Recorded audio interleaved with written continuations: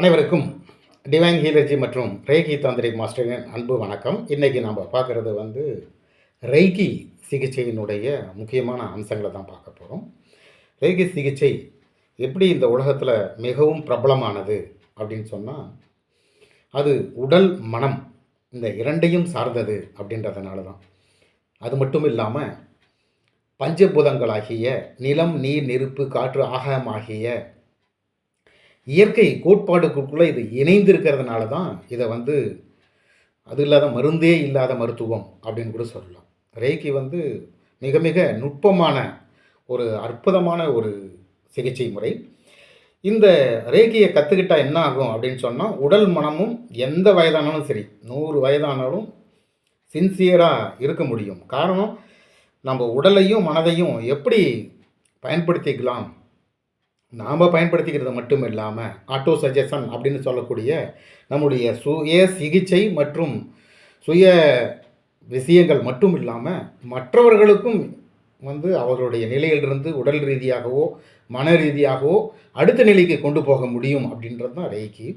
அதனால தான் நம்ம மாற்றுமுறை மருத்துவத்தில் நிறைய கலைகள், அக்குபஞ்சர், இன்னும் டச் ஹீலிங் அப்படின்னு சொல்லக்கூடிய தொடு சிகிச்சை, இது எல்லாம் படிச்சிருந்தால் கூட இறுதியாக ரேக்கி பிராணிக் ஹீலிங் இதெல்லாம் கற்றுக்கிட்டதுனுடைய காரணம் என்ன அப்படின்னு சொன்னால், இந்த மனம் சம்பந்தப்பட்ட விஷயங்கள் மனதனால் உடல் இயங்குது.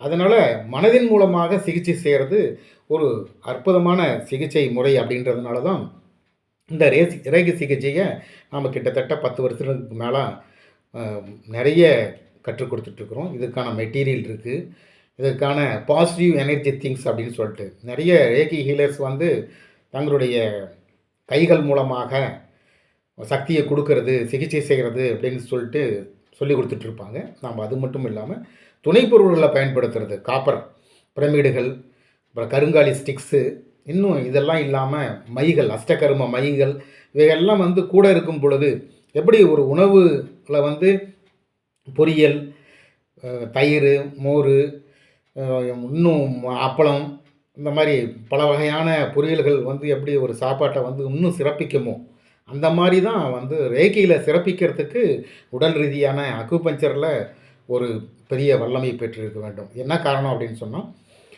ஒரு சின்ன சின்ன பிரச்சனைகள் வந்துச்சுன்னா அதை உடனே போக்குறதுக்கு நம்ம தெரிஞ்சிருக்கணும். நிறைய பெரிய பெரிய வல்லுநர்கள், பெரிய பெரிய டாக்டர்ஸுங்கள்லாம் கூட தங்களுடைய மருத்துவத்தில் ஒரு பெரிய விஷயங்கள் தெரிஞ்சிருந்தால் கூட ஒரு சில சின்ன சின்ன ரகசியங்கள் தெரியாமல் இப்போ மேலை நாடுகளெல்லாம் விக்கல் வந்துருச்சுன்னா அதுக்கு மருத்துவமனைக்கு போவாங்க. ஒரு சாதாரண விக்கல் வந்துச்சுன்னா உடனே தூக்கு ஓடு அப்படின்னு சொல்லிட்டு மருத்துவமனைக்கு போவாங்க. என்ன காரணம் அப்படின்னு சொன்னால், அதை சாதாரணமாக சரிப்படுத்திக்க முடியும், அது யாருக்கும் தெரியாது. இந்த வீடியோவை பார்த்துட்ருக்கிற நபர்களுக்கு இதை முழுசாக தெரியாது. விக்கல் அப்படின்றது ஏன் உருவாகுதுன்னா, நம்மளுடைய சிஸ்டமேட்டிக் பாடியினுடைய தசவாயுக்களினுடைய பரிமாணத்தில் தான் உடல் இயங்குது.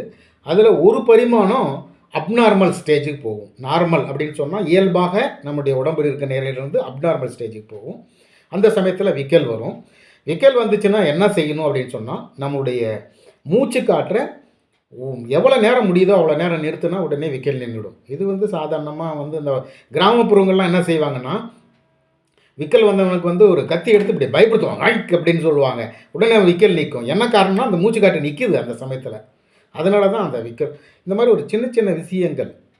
இப்போ ஏப்பம் வருது, உள்ளே நெஞ்சிரிச்சல் அசிட்டிக்கு மேலே ஏறுது அப்படின்னு சொன்னால், நம்மளுடைய நெஞ்சு கூட்டுக்கு கீழே இருக்கக்கூடிய குழியில் கட்டை விரலில் நம்ம ஒரு 2-3 தடவை அக்கு ப்ரெஷர் நுண்ணழுத்த சிகிச்சை கொடுக்கும் பொழுது மிக வேகமாக இது சரியாகுது. இந்த மாதிரி நம்முடைய பஞ்சேந்திரம் அப்படின்னு சொல்லக்கூடிய வாய், மூக்கு, கண், காது, தொடு உணர்வு, இவைகளை நம்ம ரீஃப்ரெஷ் பண்ணுறதுனாலையும் நமக்கு இயல்பான வயது நிலையில் இருக்கக்கூடிய ஒரு சாதாரண நோய்கள் கூட வராமல் நம்மளால் பாதுகாக்க முடியும்.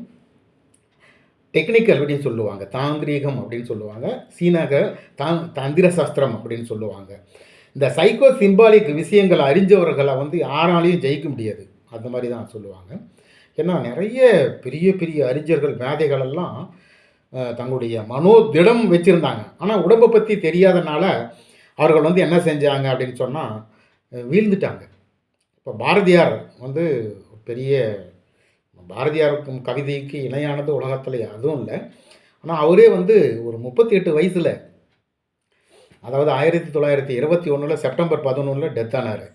அவர் அதே 1921 ஜூலை மாதத்தில் திருவல்லிக்கேணியில் பார்த்தசாரதி கோயிலினுடைய யானைக்கு தினமும் வந்து வாழைப்பழமும் தேங்காயும் கொடுத்துட்ருப்பார்.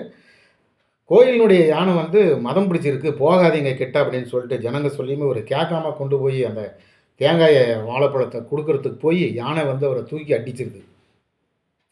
நம்ம இயற்கை சூழ்நிலைகளுக்கு தகுந்த மாதிரி போகணும். ஆனால் அவர் மனோதிடம், அவர் வந்து யார் பேச்சும் கேட்க மாட்டார். போய் வந்து தேங்காய் வாழைப்பழம் கொடுத்து யானை வந்து தூக்கி அடித்து ரத்த காயமாகி ஆஸ்பத்திரிக்கு போயிட்டு சரியாகிறாங்க. சரியாயுமே வந்து அவர் என்ன செய்கிறாரு, ஜூலையில் வந்து இது நடக்குது. கடைசியில் செப்டம்பர் மாதம் 11ஆம் தேதி வயிற்றுப்போக்கு, தீவிர வயிற்றுப்போக்கு, 1ஆம் தேதியிலிருந்து 11ஆம் தேதி வரைக்கும் தீவிர வயிற்றுப்போக்கிற்கு சிகிச்சை கொடுத்து கூட பலன் இல்லாமல் அவர் வந்து ராத்திரி 1:30 மணிக்கு டெத்தாக வராரு. அவர் வந்து தன்னுடைய மனோ திடம் இருந்துச்சு, ஆனால் உடலை பாதுகாக்கிறதுக்கு அவருக்கு வந்து ஒரு சில டெக்னிக்கல் தெரியல. அதனால் அவர் வந்து இயற்கை சமுதாயத்துக்கு சார்ந்து போகல. அதனால தான் யானை வந்து அவர் அட்டாக் பண்ணுச்சு. போகாதீங்கன்னா போகக்கூடாது. ஆனால் வந்து அவர் வந்து மனோதிடம் அதிகம். அவர் என்ன சொல்கிறாரு, பாரதியார் வந்து சோறு தினமும் தின்று பல சின்னஞ்சிறு கதைகள் பேசி மனம் வாடி துன்பம் உழன்று பிறர் வாட பல செயல்கள் செய்து கொடுங்கூற்றுக்கு இரையாகி, அதாவது நோய்களெல்லாம் வந்து பல வேடிக்கை மனிதர் போல் வீழ்வேன் என்று நினைத்தாயா அப்படின்றார். அவருடைய மனோதிடத்தை என்ன சொல்கிறாரு, கொடுங்கூற்று அப்படின்னு, அதாவது விதியை கூட நான் வெல்ல முடியும் அப்படின்னு சொல்லிட்டு மனோதிடம் இருந்து கூட தன்னுடைய உடம்பை பற்றி தெரியாத ஒரு செயல்னால அவர் அநியாயமாக சாதாரணமாக 38 வயசு இளைஞர். அவர் 38 வயசு 50 வயசே இப்போ இளைஞர்கள் தான் சொல்கிறாங்க. ஏன்னா இன்றைய காலகட்டத்தில் அறிவியல் தொழில்நுட்பத்தில் எவ்வளோ வயசானாலும் நோய் நொடி இல்லாமல் நம்மளால் அறிவியல் தொழில்நுட்பம் நம்மளை பாதுகாத்துரும், நம்மளை வந்து காப்பாற்றி கொடுத்துரும். அந்த காலத்துலலாம் ஹார்ட் அட்டாக்கு இதய நோய் வந்துச்சுன்னா டெத் ஆகிடுவாங்க. இப்போ வந்து அதெல்லாம் வந்து ஹோட்டலில் 2 இட்லி சாப்பிட்றதுக்கு சமம் இதய ஆப்ரேஷன்லாம், ஓப்பன் சர்ஜரிலாம். அந்தளவுக்கு அறிவியல் தொழில்நுட்பம் இருக்குது. அது இல்லாமல் ஆரோக்கியம், இயற்கை இதை வந்து மக்கள் பின்பற்றுறதுக்கு பின்னாடி போகிறதுக்கு ஆரம்பிச்சிட்டதுனால எல்லாமே ஆரோக்கியமாக இருப்பாங்க. இந்த ரெய்கி அப்படின்றது முழுக்க பிரபஞ்ச சக்தியை நாம் எடுத்து நாம் பயன்படுத்திக்கிறது இல்லாமல் ஆட்டோ சஜஷன் அப்படி சொல்லுவாங்க, நாம்ளே பயன்படுத்திக்கலாம். நாம்ளே திரும்ப நம்ம வந்து ஒரு சில வாசகங்களை சொல்லி நம்முடைய உடல் மனம் எல்லாத்தையும் 100% பராமரிக்க முடியும்.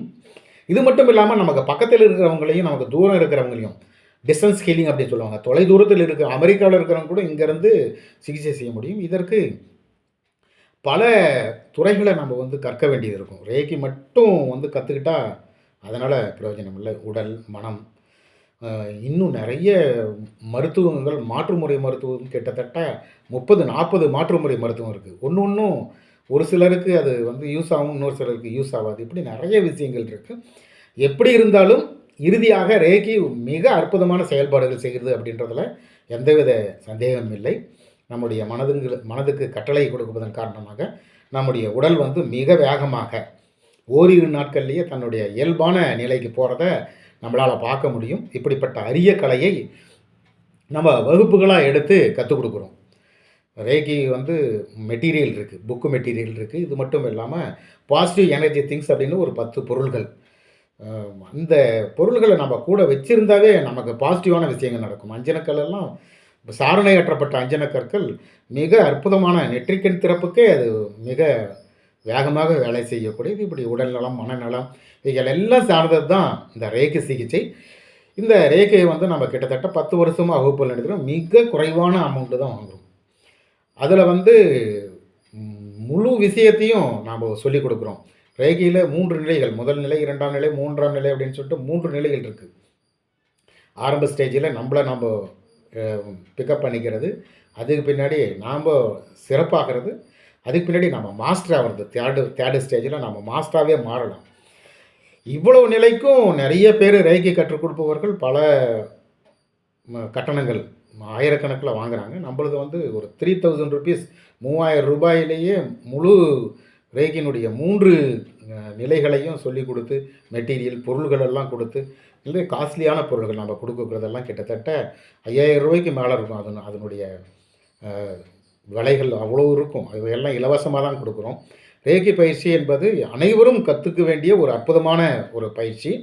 இல்லை எந்தவித சந்தேகமும் இல்லை. ஏன்னா யார் உடல் மனதை அறிந்து கொள்கிறாயோ அவர்கள் வந்து உலகத்தில் சிறந்தவர்கள் அப்படின்றாங்க. திருமூலராசன் சொல்கிறார், முதல்ல உடம்பை இழுக்கின்று இருந்தேன். இப்போ நான் உடம்புக்குள்ளே உத்தமன் கோயில் கொண்டதால உடம்பை ஆணிருந்து ஓம்புகின்றன. முதல்ல வந்து உடம்புக்குள்ள உடம்பு வந்து சாதாரணம் அப்படின்னு நினச்சேன். இதுக்குள்ளே தான் தெய்வம் குடியிருக்கு. ஆன்மா அப்படின்றது தான் தெய்வம். சிவம் அப்படின்னு சொல்லுவாங்க. சிவம் வந்து சீயில் இருக்கக்கூடிய மேலே இருக்கக்கூடிய கொம்பு அதுதான் வந்து காற்று. அந்த சீயில் இருக்கக்கூடிய மேலே கொம்பு போச்சுன்னா சவமாயிடும். அதனால் சிவம் அப்படின்ற உயிர்த்தன்மையோடு இருந்து நம்மளுடைய வாழ்க்கையை வளமையாக்கி கொள்ள இந்த ரேகி மிக அற்புதமாக வேலை செய்கிறது. இந்த ரேகி கலையை நீங்களும் கற்று வளமோடு வாழ எல்லாம் வல்ல இறைவனை வேண்டிக் கொண்டு இந்த பதிவினை நிறைவு செய்கிறேன். இந்த பதிவு பிடித்திருந்தால் சப்ஸ்கிரைப் மற்றும் ஷேர் செய்வோம். நன்றி, வணக்கம்.